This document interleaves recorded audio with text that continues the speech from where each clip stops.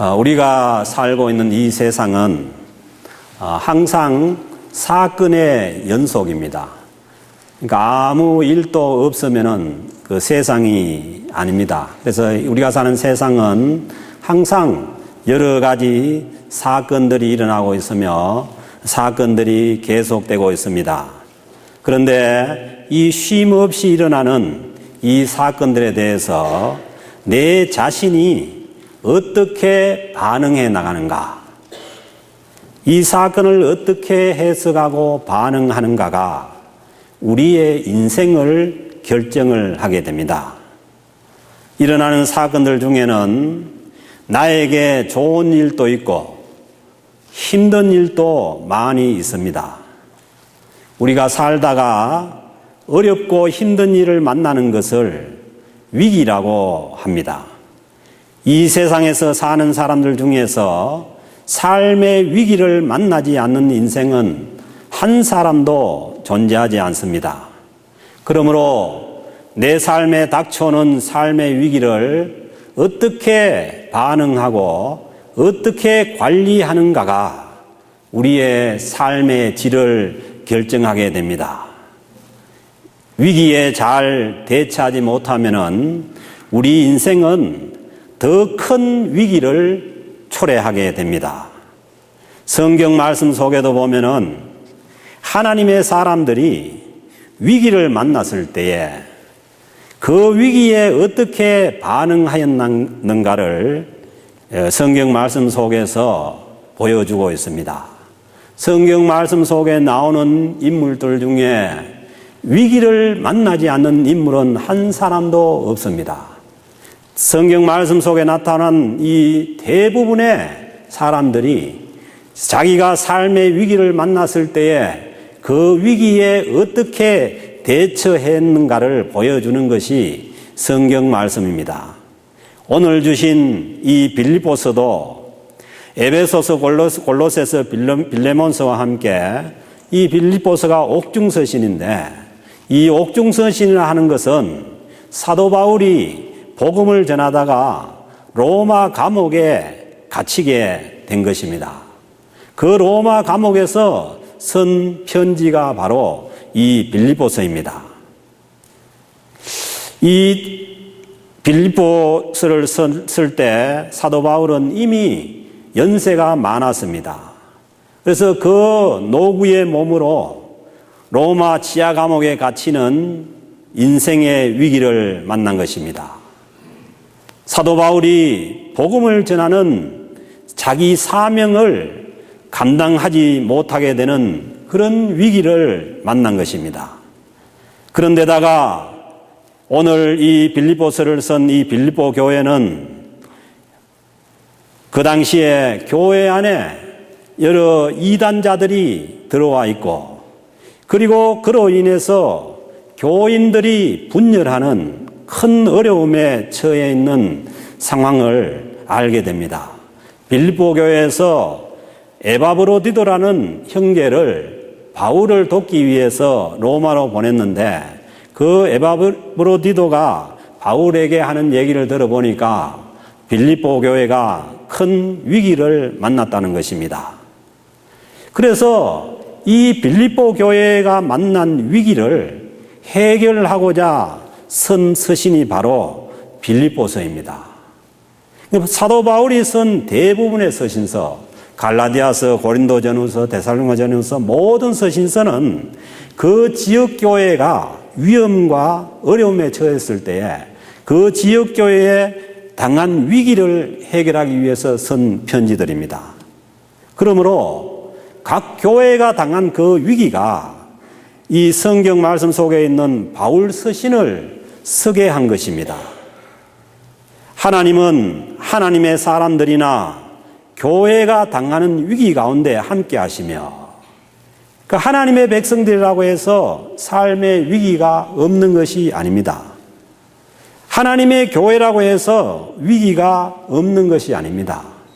그러나 분명한 것은 하나님의 사람들이 당하는 그 위기 가운데 하나님의 백성들의 공동체인 교회가 당하는 그 위기 가운데도 하나님은 여전히 함께 하시고 그리고 그 위기를 통해서도 하나님의 뜻을 이루어 가신다는 것입니다. 오히려 평안할 때보다 이 위기 때가 하나님의 뜻을 이루는 좋은 기회가 됩니다. 위기라는 이 한자 뜻이 그렇지 않습니까? 위험과 기회라는 두 가지 뜻이 다 위기라는 단어 속에 포함이 되어 있습니다. 그러므로 이 위기라는 것은 위험하기도 하지만은 또 한편으로는 기회가 되는 것입니다. 우리가 사는 이 알부타 지역은 작년 연말에 시작된 유가인화로 인해서 새해 초부터 위기를 맞게 되었습니다. 제가 생각할 때도 상황이 좀 심각하면은 틀림이 없습니다. 그래서 저는 새해 초부터 이 목회자인 제가 우리 성도님들이 만난 이 위기 상황을 어떻게 도울 수 있을까 하면서 기도 중에 오늘 말씀을 생각하게 되었습니다. 위기 상황에서 가장 중요한 것은 먼저는 잘 견디는 것입니다. 위기 상황에서는 잘 견뎌야 하는 것이고 잘 버텨야 합니다. 그래서 우리가 운동 경기 중에 레슬링이나 이 유도 경기를 보면은 이 자기가 불리한 상황에서는 중요한 것이 버티는 겁니다.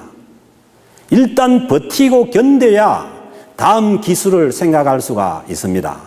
그러므로 우리 삶 가운데 위기가 닥쳐오면은 우리는 먼저 이 위기 가운데 어떻게 견뎌야 될 것인가, 버텨야 될 것인가를 생각을 해야 합니다. 그 다음에 다른 것을 생각할 수가 있는 것입니다. 왜냐하면은 버티지 못하면은 쓰러지는 것이죠. 버티지 못하면은 경기가 끝나버립니다. 저는 이 원리가 비즈니스에도 적용된다고 봅니다. 비즈니스가 계속 잘 된다면은 그걸 어떻게 돈을 다 감당할 수 있겠어요? 그러니까 비즈니스는 항상 굴곡이 있습니다. 잘 때도 있고 또 어려울 때도 있는데 어려울 때는 운동 경기에서처럼 잘 버티는 것이 무엇보다도 중요합니다. 한편으로 보면은 우리가 당한 이 위기 가운데 하나님은 이 위기를 통해서 하나님의 사람들이 신앙이 더욱더 성숙되어 가는 그런 기회를 하나님께서 잡습니다. 우리가 모든 것이 잘 되고 모든 것이 평안할 때는 우리의 신앙이 잘 자라지 않습니다. 그러나 그 위기 가운데 정말 함께 하시는 그 하나님과 우리가 가까이 나아갈 때에 그때에 우리의 신앙이 성숙할 수가 있는 것입니다. 오늘 주신 빌립보서를 다른 말로 기쁨의 서신이라고 그렇게 말합니다. 힘든 위기를 만난 이 빌립보 교회에 하나님께서 주시는 하나님의 말씀은 기뻐하라는 말씀입니다. 그러기에 오늘 이 주신 빌립보서 4장 4절 말씀에서 보면은 주 안에서 항상 기뻐하라.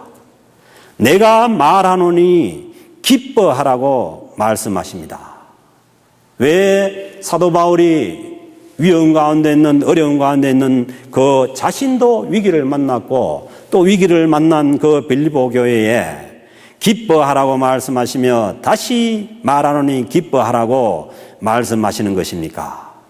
왜냐하면은 위기가 닥치면은 우리에게 가장 먼저 사라지는 것은 기쁨입니다. 위기가 닥쳐오면은 긴장을 하게 되고 사람이 긴장을 하게 되면은 짜증이 나고 작은 일에도 화가 납니다. 그렇게 되니까 일만 힘든 것이 아니라 사람 관계가 힘들어져서 직장 생활도 힘들어지고 가정 생활도 힘들어집니다. 우리가 흔히 하는 얘기 중에 이런 얘기가 있지 않습니까? 가장이 일터에 나가서 직장에 가서 힘들어서 집에 오면은 아내에게 먼저 화를 내게 되고 그리고 또 아내는 아이들을 잡습니다. 요즘은 아이들을 안 잡고 바로 그냥 남편을 잡는 사람들이 있기는 있는데 옛날에는 그랬어요. 그 아이들은 또 화를 풀 데가 없죠. 부모가 또 화가 난 상태에서 어떻게 안 되니까 자기 집에 키우는 개한테 화풀이를 합니다. 그러니까 직장에서 힘들고 가정에서 힘들고 안팎으로 힘들어집니다. 집안에서 심지어는 키우는 개까지 힘들어집니다. 교회 공동체도 마찬가지입니다. 교회에서 여러 가지 힘든 일이 있으면은 성도들끼리 서로 힘들게 할 수가 있습니다. 위기를 만나면은 너나 없이 다 힘든 상황인데 서로 짜증을 내고 화를 내면은 더 큰 위기를 초래할 수가 있는 것입니다. 그런데 이 위기 상황에서 기뻐할 일이 뭐가 있겠습니까?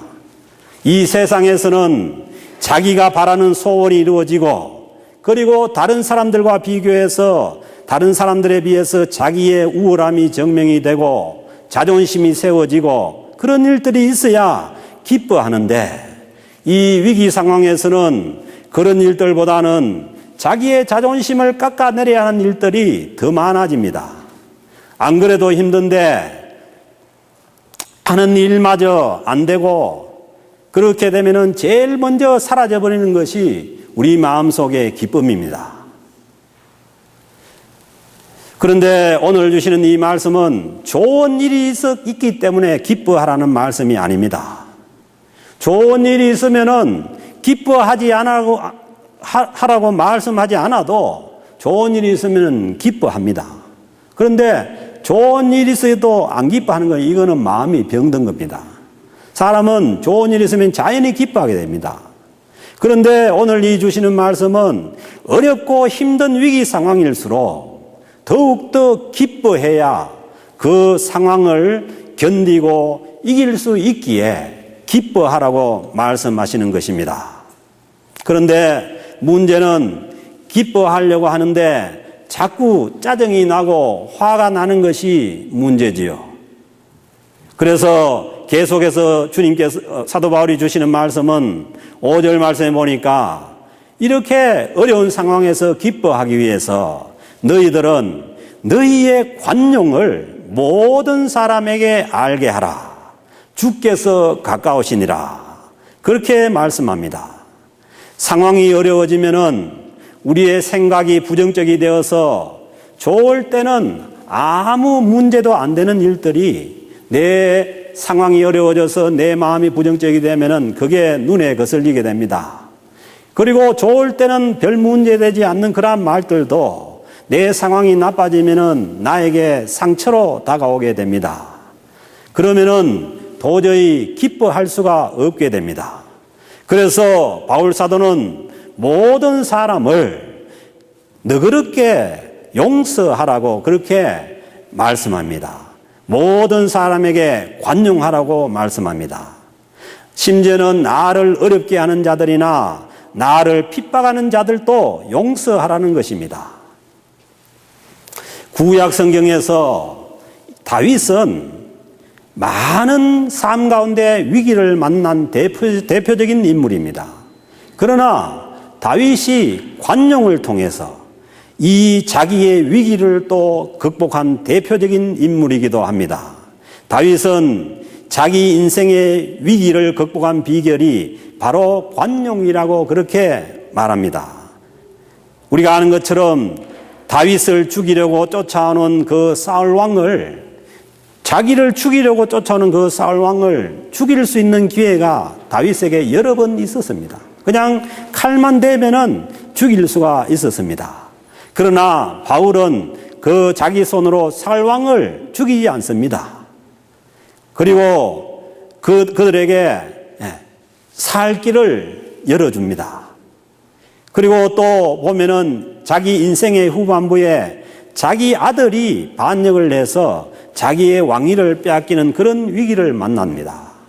그러나 다윗은 자기 왕위를 뺏은 그 아들을 죽이려고 하지 않습니다.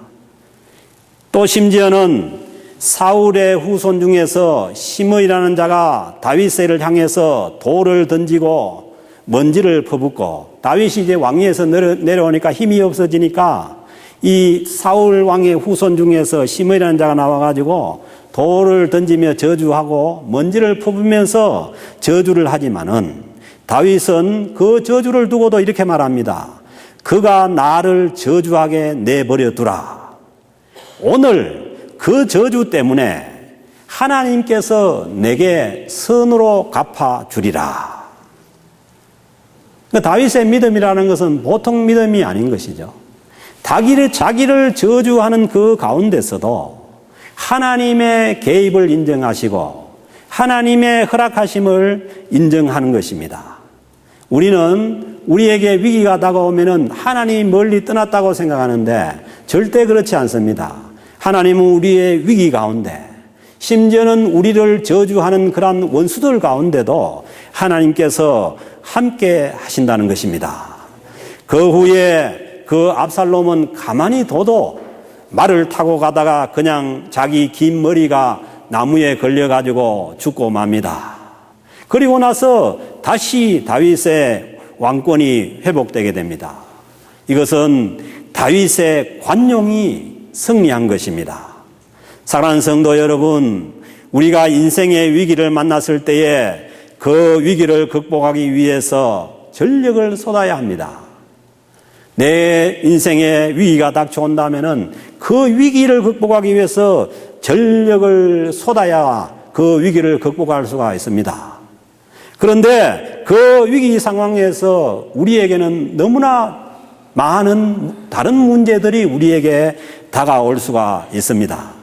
그런데 우리가 그 위기를 극복하기 위한 그 본질적인 문제에 정신을 쏟지 않고 쓸데없는 거기에 우리가 힘을 빼앗기고 관심을 쏟으면은 우리가 그 위기를 이길 수가 없다는 것입니다.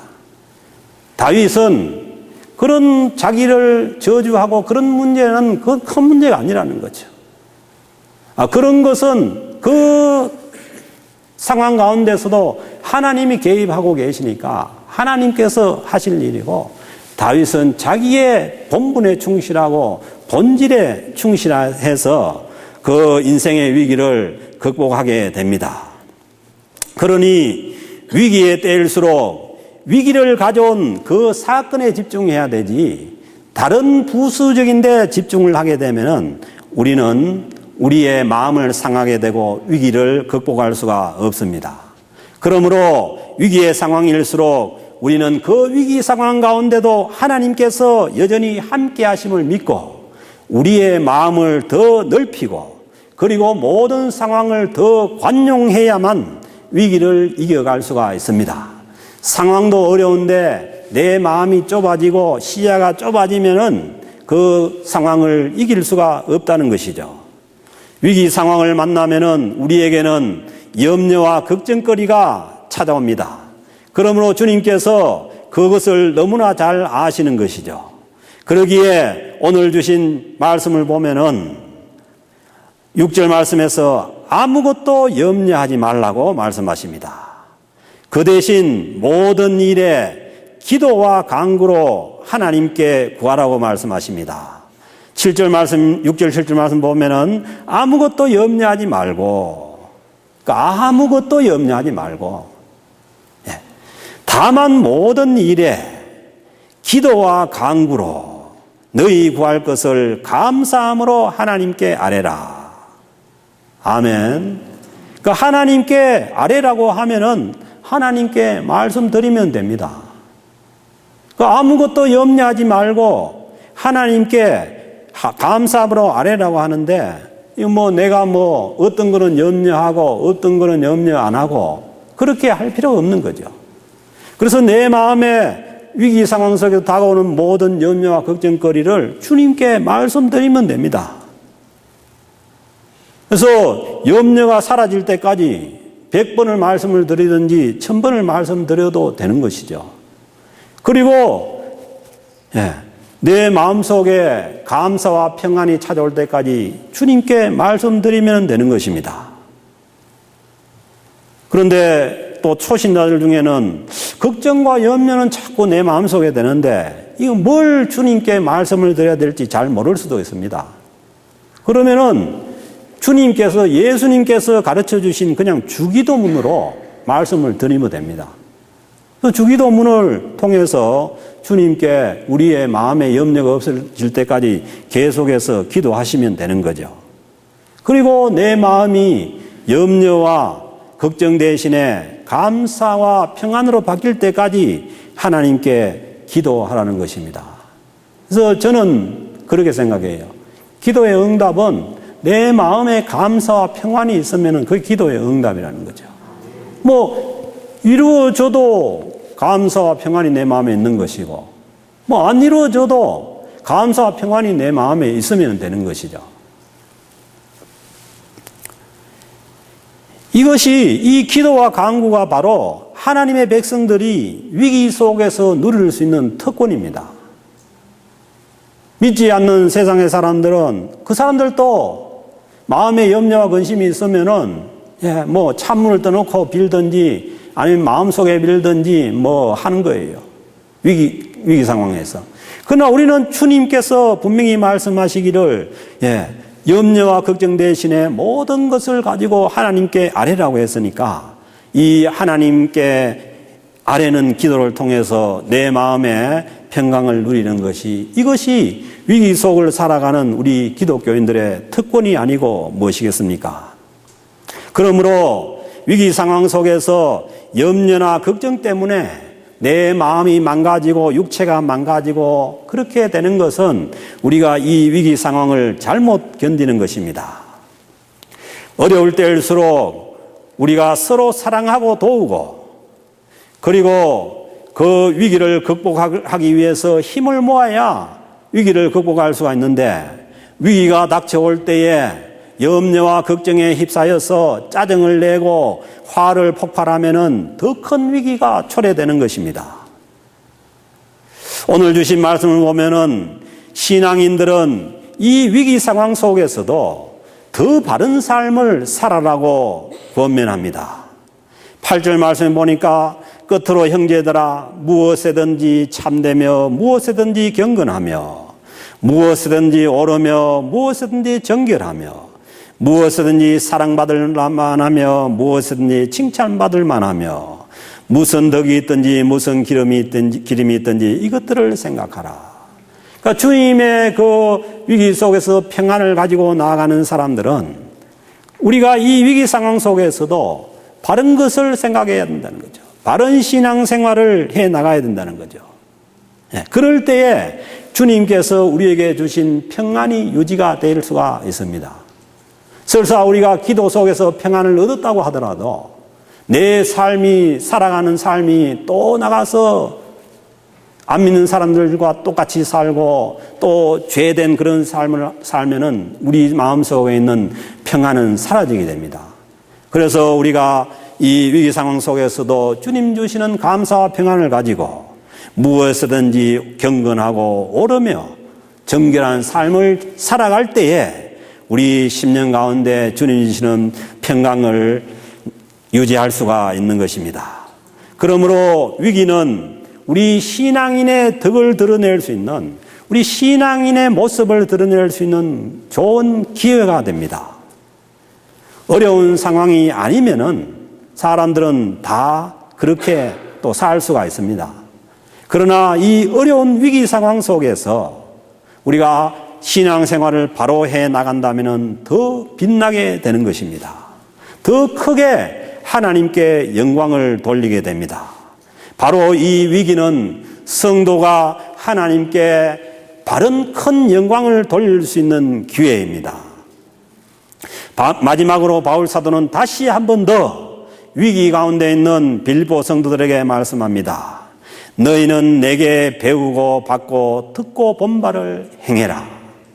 바울 사도가 말씀하신 이것들을 행해라는 것입니다. 우리는 위기 가운데서도 주님께서 말씀하시는 특별히 이 빌립보서를 통해서 우리에게 주시는 이 말씀들을 행할 수 있기를 주님으로 축복합니다. 그래서 주시는 말씀 보세요. 그리하면은 평강의 하나님이 너희와 함께 하시리라. 우리가 주님께서 주시는 이 말씀을 듣고 행할 때에 평강의 하나님께서 우리와 함께 하신다는 것입니다. 사랑하는 성도 여러분, 우리가 이 2015년도를 살아가면서 설사 위기의 상황 가운데서도 우리가 주님께서 말씀하신 바를 듣고 배우고 한 걸 행하면은 여러분들 심령 가운데 주님 주시는 평강이 함께 하실 줄로 믿습니다. 그러므로 위기의 상황이 다가온다고 하더라도 우리는 기뻐할 수가 있고, 그리고 다른 사람을 향해서 관용을 베풀고 염려와 걱정 대신에 감사하고 기도할 수가 있고, 그리고 그 위기의 상황 속에서도 성도의 바른 삶을 향해서 나아갈 때에 주님의 평강이 함께 하심으로 우리를 통해서, 우리 공동체를 통해서 더 큰 주님의 영광이 나타날 줄로 믿습니다. 이 은혜가 위기가 있는 삶을 살아가야 하는 우리 모든 성도님들과 또 우리 캘거리 영락교회 공동체 위에 함께 하시기를 우리 주님의 이름으로